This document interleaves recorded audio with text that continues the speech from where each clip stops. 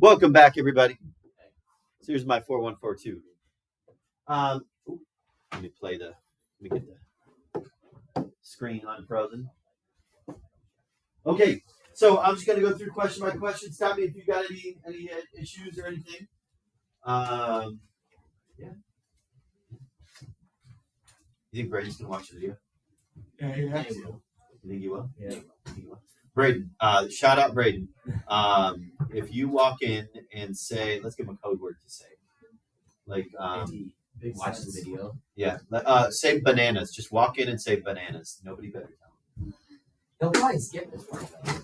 Well, then that's what I do. I should say it like in the middle of the problem. Yeah. Hey, great. You didn't catch it. Yeah. Bananas. Okay. All right, here we go. I guess that goes for he's never gonna watch a video. No. Phoenix will? Yeah. Okay. Phoenix, your friends have faith in you. Braden too.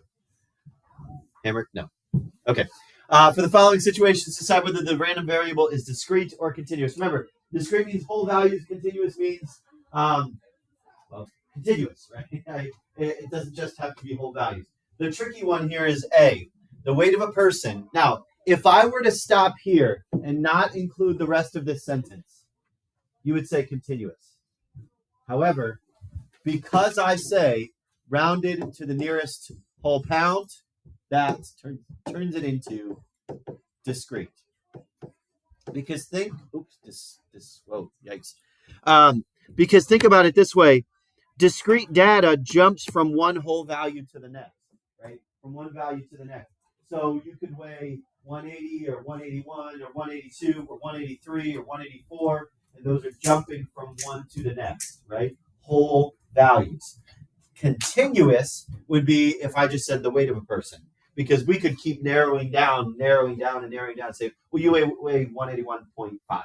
Well, it's really 181.56, but it's really 181.567, and so on. That would make it continuous. But if I round to the nearest whole pound, that is discrete. Okay, the length of time it takes to drive to school. Continuous. Right, time, continuous. Can't speak and write at the same time. Continuous time. That is continuous. Right, there's no gaps or breaks in time. Number of chairs in the student center. That's an easy one. That's discrete. Definite, countable, discrete. Good there so far? Well, I know. Here we go. Oh, now this is the fun one, right? This is the one that takes a lot of work. I will be providing a table for you on the assessment as well, on the quiz test, whatever we call this thing. Okay, I realized I could have written my descriptions in the top of this table. Here's what I mean by that. I can go 0, 1, 2, 3 here. So this is my TVs. I'm going to call this my X for my formulas. Right? I better get out my formula sheet here. This is my X in terms of my formulas. The F, my frequency, is the number of households I am counting. So 4 people said 0, 15 people said 1, 30 people said 2, and 21 people said 3. Okay, the probability distribution is my P of X, right? My probability of X. But the nice thing here is that that's just my that's just my relative frequency. So let's figure that out. Let's figure out how many people I asked. 4, 15, 30, and 21 make 70 people. So N is 70 in this case. So my relative frequencies are 4 out of 70, 15 out of 70, 30 out of 70, and 21 out of 70. Okay, I'm going to copy these in. So this is 0.057. Let's round that to no. Let's go 3 decimal places out. 0.214, 0.429, and then just 0.3. Okay, that can go away. Get down. Stay down. Okay, so there's P of X. Now, My next column. Okay, so that is my probability distribution, right? Copy, paste. There. That's my probability distribution, right? If I was really okay, don't do that. Don't do that, Lambert. Just be formal about it. P of 1, P of 0 is 0.057. P of 1 is 0.214. P of 2 is 0.429. P of 3 is 0.3. That is my probability distribution. Remember, a probability distribution lists out all the possible outcomes and all of their related probabilities. Compute the mean of the probability distribution. Compute the mean. Okay, so the mean is going to be, and I'm just in my chapter 4 formulas here, the mean of a probability distribution is the sum of the x times the p of x, right? Sum of x times p of x, right? That's going to get me, when I sum that, that's going to give me my mean, right? Mean, again, this is just straight off the formula sheet, sum of x px. Now remember, it's this, right? I've got to take xpx, and I've got to sum all of those together. All right, so let's take xpx. Now be careful. You want to know what people do all the time? Fpx. No, it's xpx, right? Not frequency times px, it's xpx. So in this case, xpx is 0. In this case, it's 0.214. Okay, 2 times 0.429 gets me 0.858. And then 3 times 0.3, so 0.9. So the sum here is going to be equivalent to my mean. So I've got 0.214, 0.858, and 0.9. So the average person in this study has 1.972 TVs. 1.972. That's my 972, 792. What did I say? 972. Got I wrote it correctly. We good there? Questions about that? That's my mean. Now we compute the variance and the standard deviation. Okay, straight off the formula sheet. That seems low. Is that what you guys got? What? 1.972. Yeah. Is that what you guys got? Okay. Why do I say that? Because there's 19 here. But there's 21 here. Oh, because 4 is pulling it away further than 3. I was like, shouldn't it be, because if there's 19 here and 21 here, shouldn't it be above 2?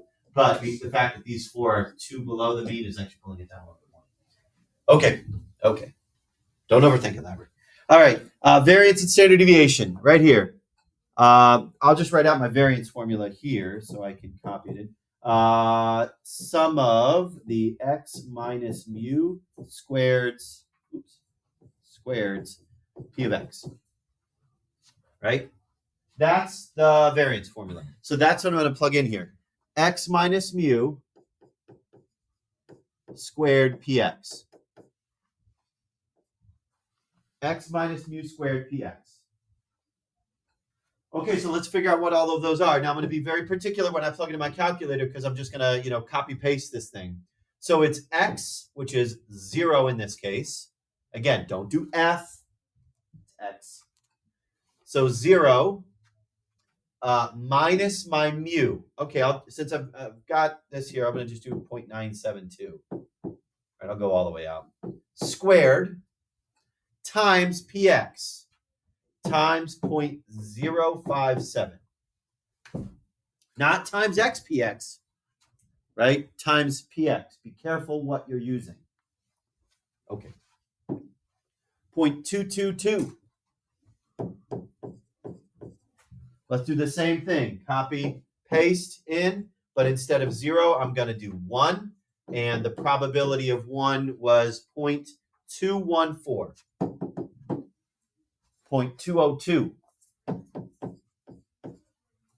Do the same thing, but instead of 1, I'm using 2, and now probability of 2 was 0.429. Okay, that's negligible, right? That is .0000, or no, sorry, 0.000363, whatever. Why is that so low? Well, because it's so close to my mean, right? If I'm thinking about, if this column is going to represent the variance, the value that is really close to my mean is going to be extremely small. So I expect that to happen. Okay, so let's do 3 now. 3, and then the probability of 3 was the 0.3. 0.317. Okay, so let's find the sum there.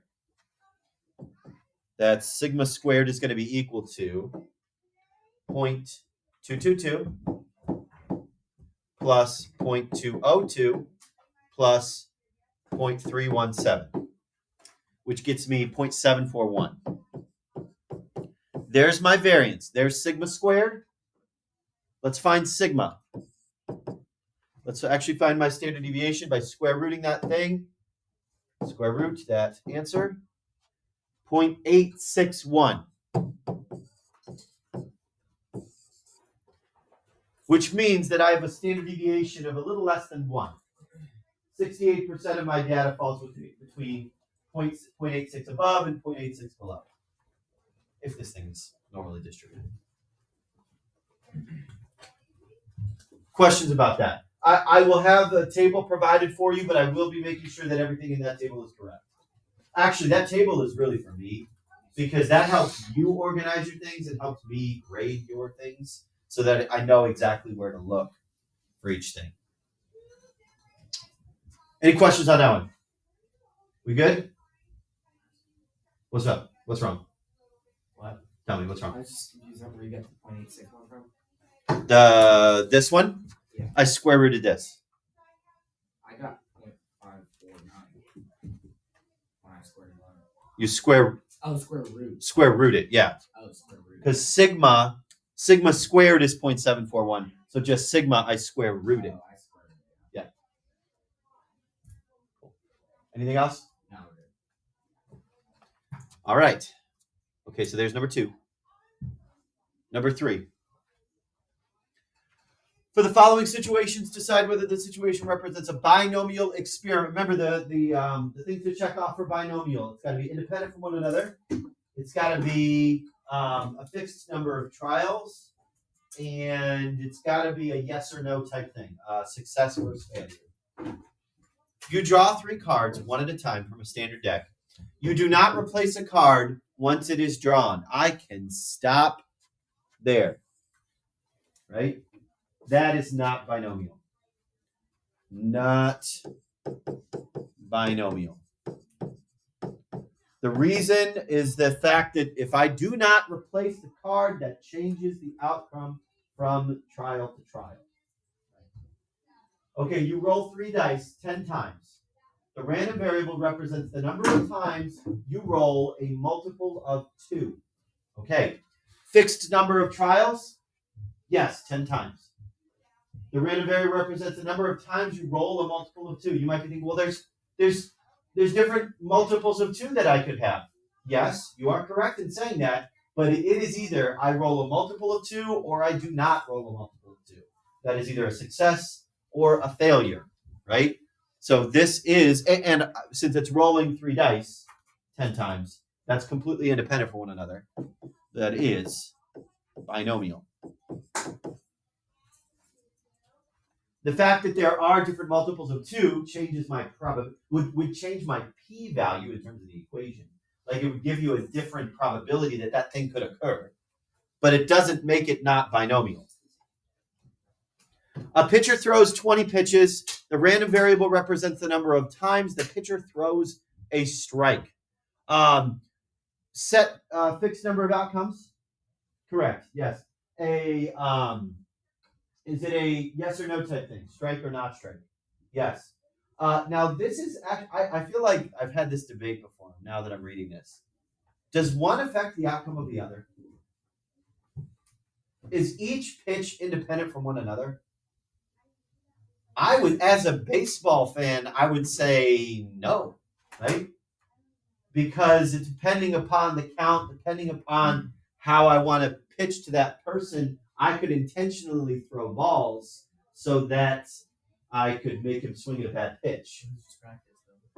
I see that too, but if this is just practice, if I'm just, throwing, at an empty batter's box, right? Nobody's standing there, right? Because there's no batter in this situation, right? I don't actually explicitly say I'm throwing in a game or anything like that. This is just maybe I'm just training, So in my opinion, I think I was trying to get at the fact that this is not binomial. I don't know. That's a wishy-washy question.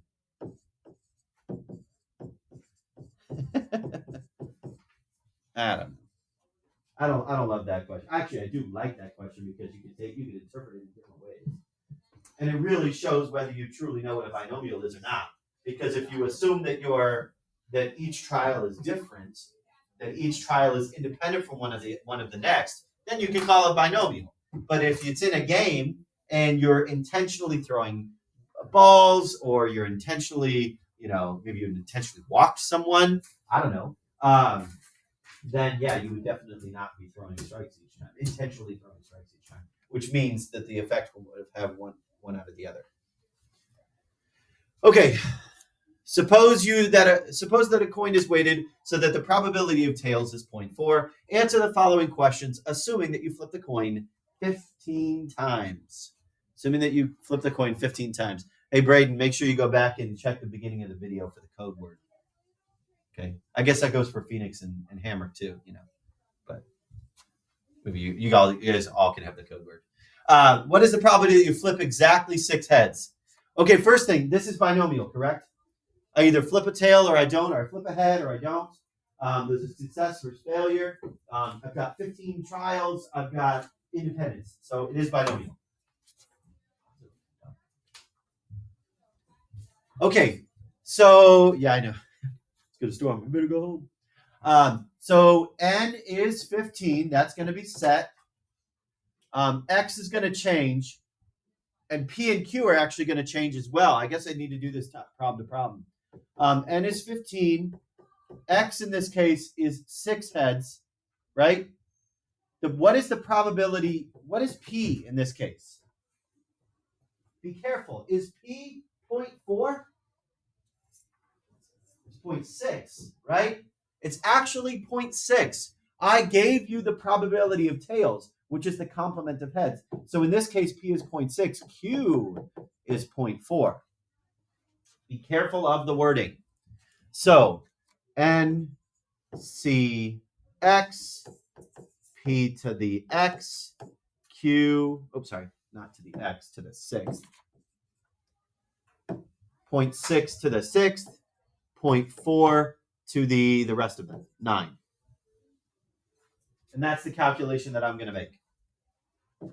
Okay, here we go. 15, C,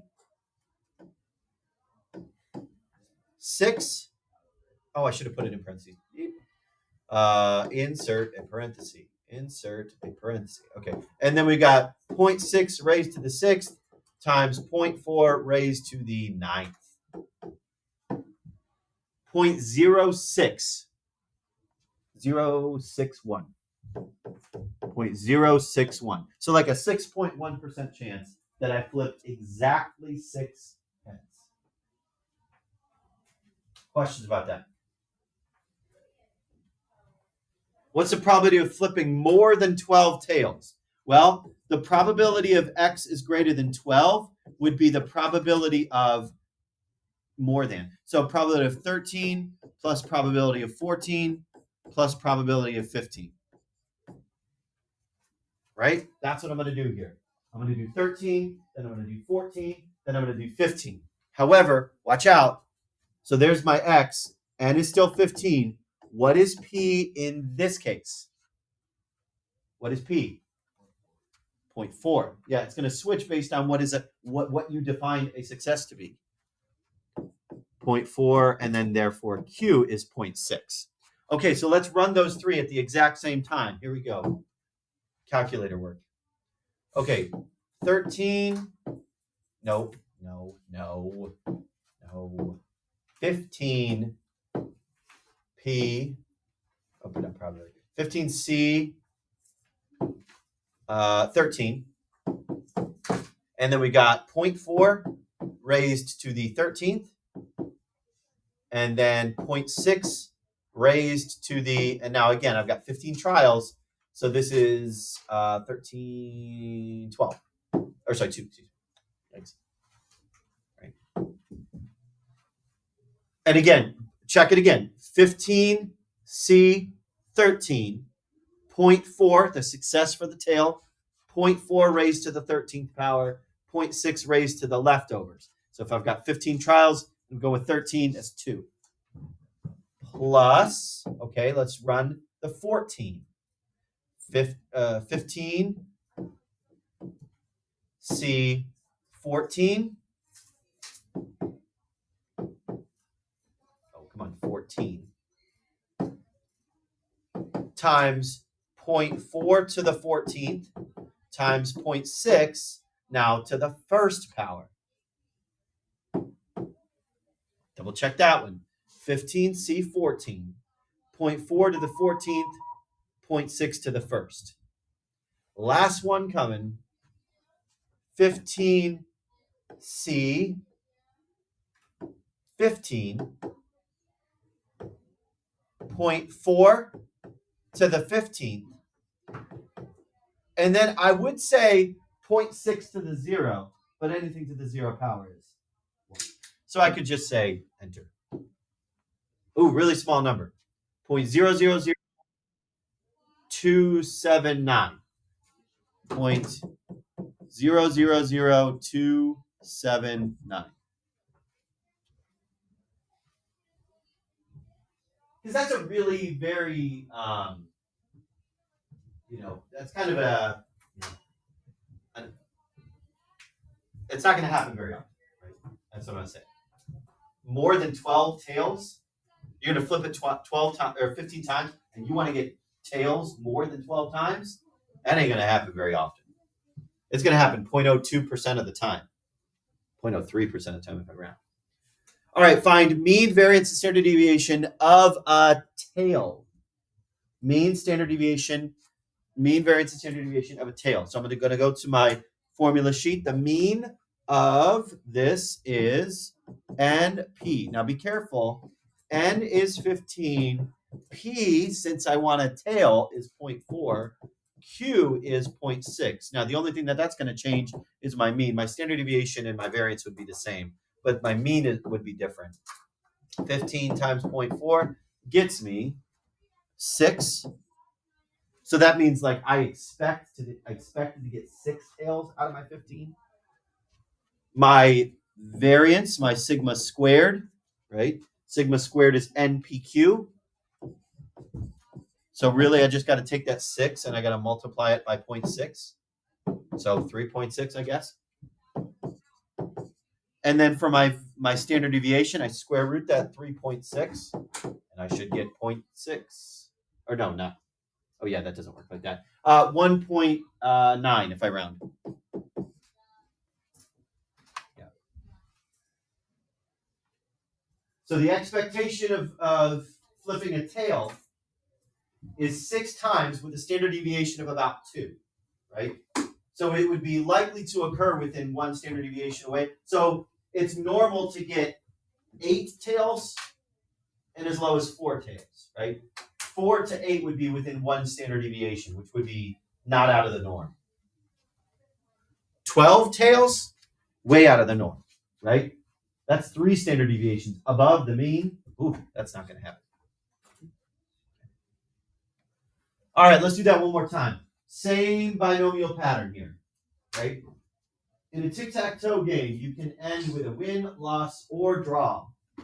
Let's assume Mr. Laverick's probability of win is a 0.4, probability of loss is a 0.25, and a probability of draw, which happens more often in tic-tac-toe, is 0.35. Assume that I play 8 games with results being independent from one another. Okay. So, what is the probability that I win no games? That is, n is 8, x is 0, X is 0, and P, what is the probability of success for a win? 0.4, right? What is the probability of,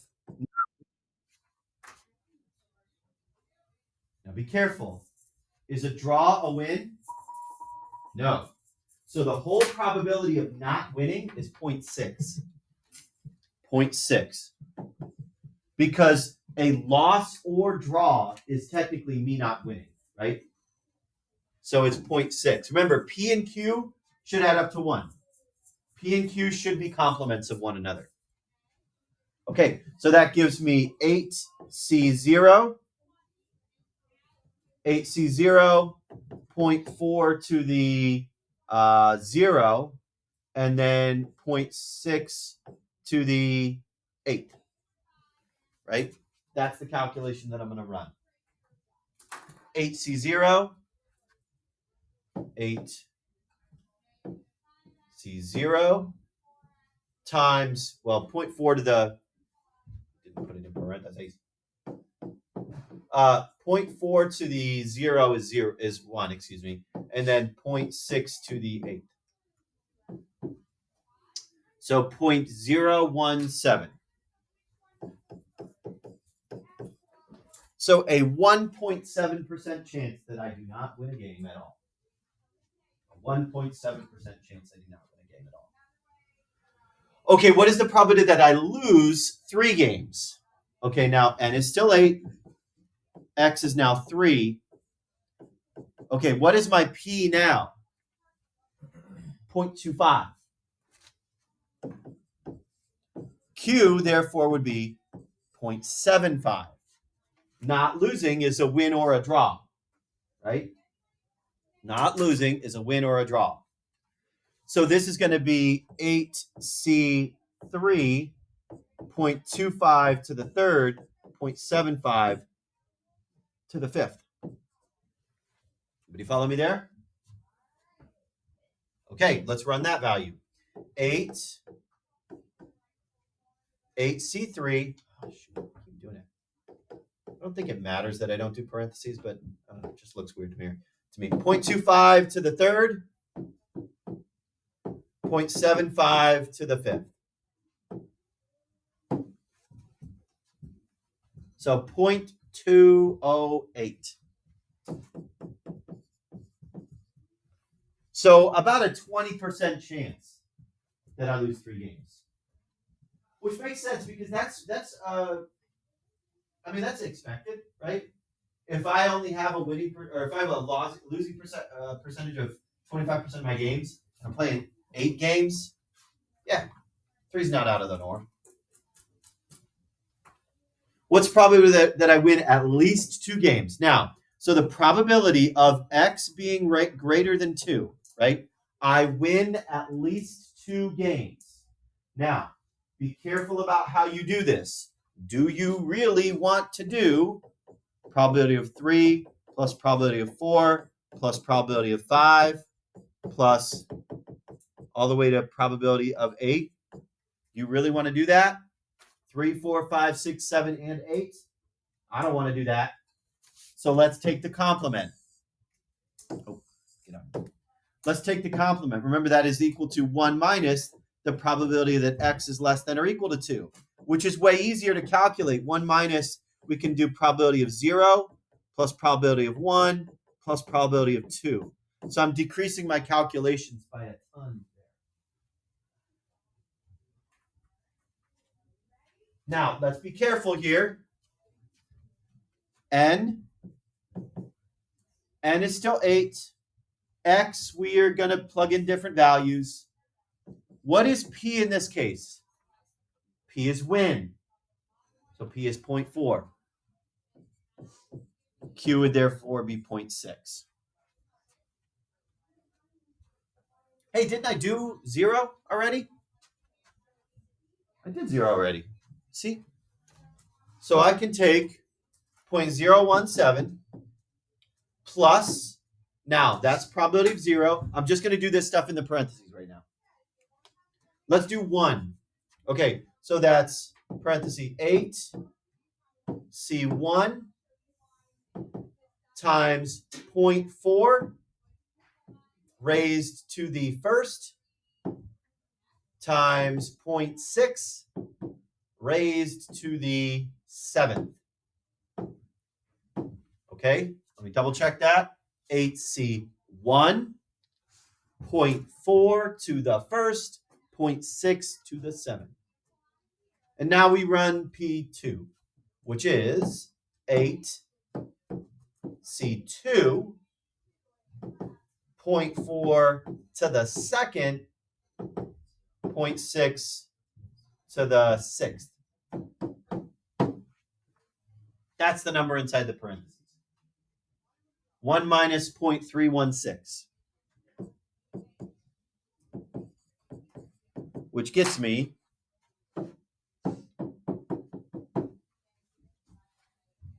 0.684.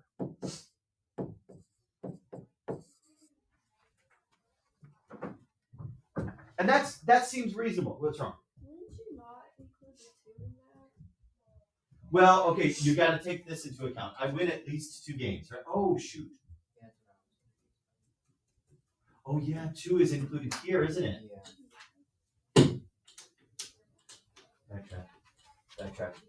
Backtrack. Okay, so that means this should have had the or equal to, right? That means, does this have the or equal to? Nah. So that means I do that, right? Which changes this and this. Hold on. Let's fix. Okay. Bing. Huh? Okay.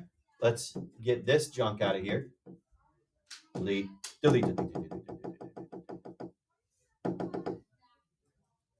Okay, right? So this is 0 and 1, correct? 8C1, 0.4 to the first, 0.6 to the seventh.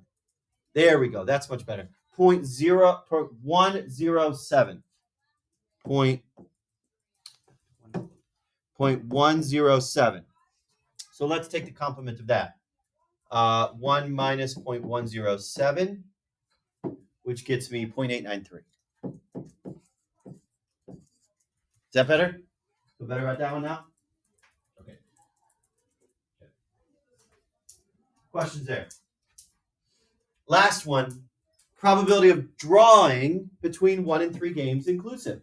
Okay, so probability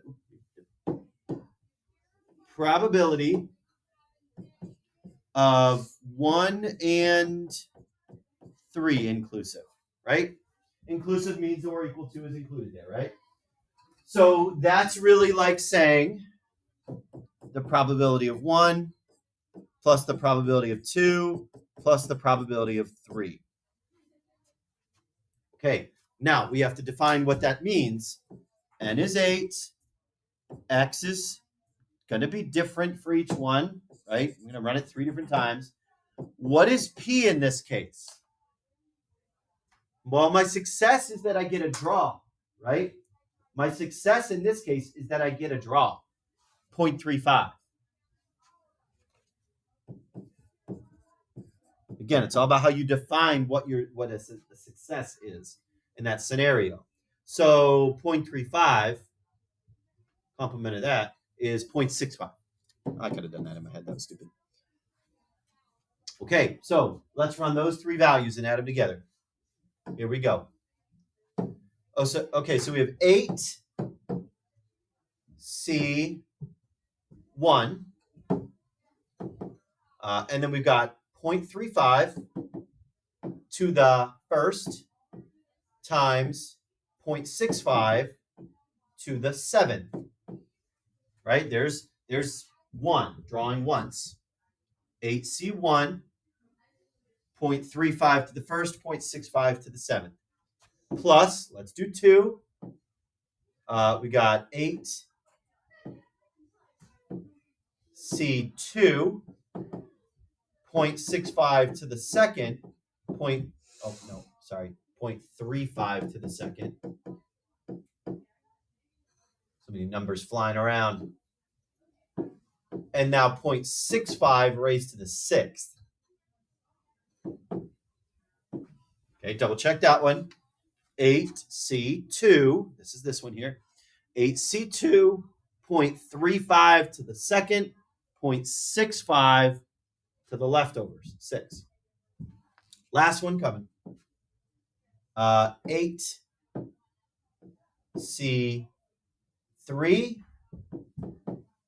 0.35 to the third, 0.65 to the, 3 leftovers are 5.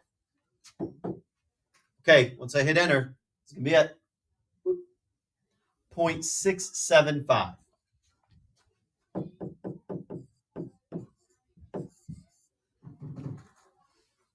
This is the probability that I draw once, twice, or 3 times during my 8 sessions.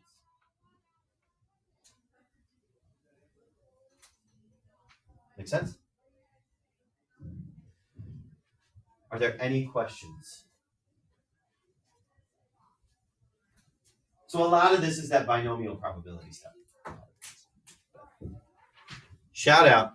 Don't forget bananas. All right.